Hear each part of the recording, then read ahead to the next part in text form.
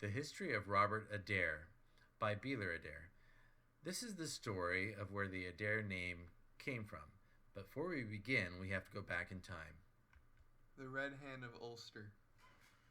About 3,000 years ago, three rival chieftains discovered a new land. They had a conference at sea to decide who would rule it. They decided to race. The first man to touch the shore would rule the land. Near the end of the race, two of the chieftains were neck and neck. One of them, supposedly our ancestor, was falling behind, so he cut off his hand and threw it to shore, becoming the first king of Ireland. Maurice Fitzgerald, 1st Earl of Desmond. So as King of Ireland, lands got split up, and the Earldom of Desmond is in the southern part of Ireland. The first Earl of Desmond was Maurice, and these earldoms were passed down. The Earls to know.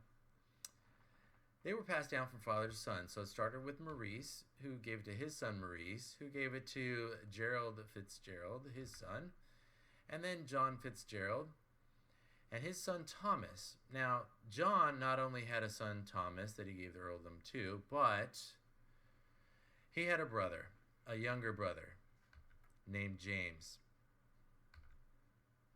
Remember James. We don't like James.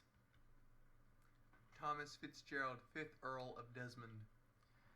Thomas Fitzgerald was the rightful Earl of Desmond for a time until an unexpected event. During a hunting party, Thomas got separated from the rest of his group and became lost in the forest at night. Now, this probably wasn't a good thing in the late 1300s in Ireland, especially with those rodents of unusual size running about. I don't think they exist.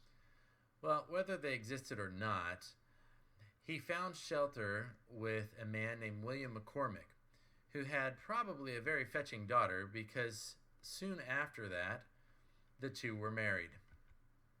2 weeks' notice. Obviously, Thomas's family and clan took exception to his marriage to a commoner. Thomas then resigned his title and his estate to his father's youngest brother, James. Remember him? Thomas fled to France in 1418 and died of grief in ruin 2 years later. The King of England attended his funeral. James became known as the usurper because he was able to deprive Thomas of his earldom and dispossess him for marrying far below his station. Although this act earned James an unsavory nickname, it was in line with 14th century politics. Enter Robert Fitzgerald de Adair. According to tradition, which is confirmed by history and heraldry, Robert was determined to regain the estates and title of his grandfather Thomas. Around 1380, in a family feud, Robert fought a duel with a distant cousin named Gerald, the White Knight. The duel. Robert slew his antagonist in single combat at Adair and Limerick on the Desmond estate. Although Robert's grandfather was the Earl of Desmond for a time, the Fitzgeralds did not see Robert, only a baron, as a nobleman.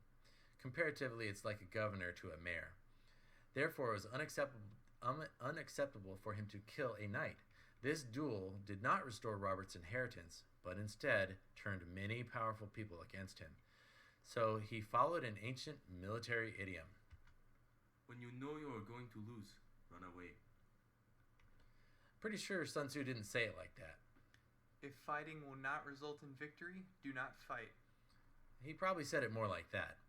But Robert became a fugitive and sailed for Scotland under the name Robert Fitzgerald de Adair. To cover his tracks after landing in Wigtonshire, Robert took Adair as a surname after the town near his lands back in Ireland. Now, with no inheritance to his name and effectively banished from Ireland, Robert set out to forge a new fortune. The Pirate King.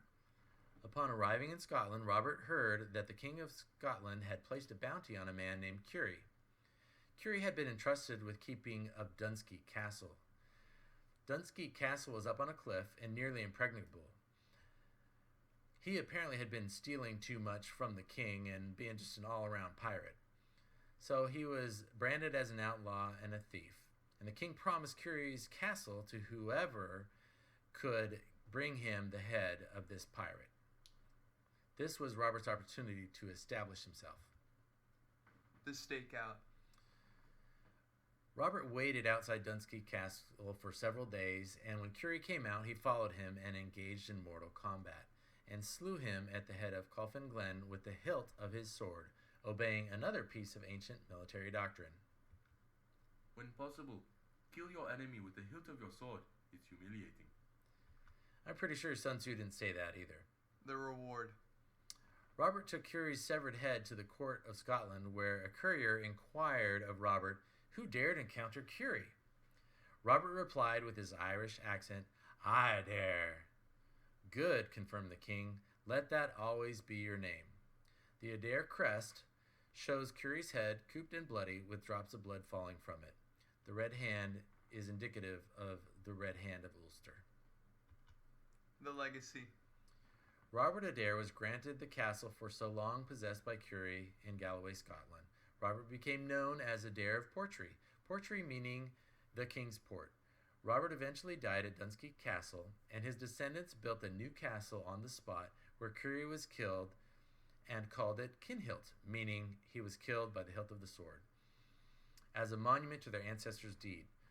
Remember, kids, if you ever get in trouble, all you gotta do is flee to Scotland and kill a pirate. Turning the hearts of the children to their fathers, it's pretty great. So I, Beeler Adair, am the great-great-great-great-great-great-great-great-great-great-great-great-grandson of Robert the First Adair.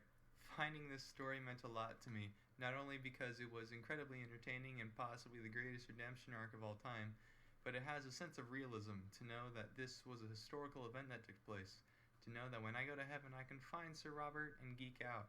To think that my line goes back to the founding ages of Ireland is truly incredible.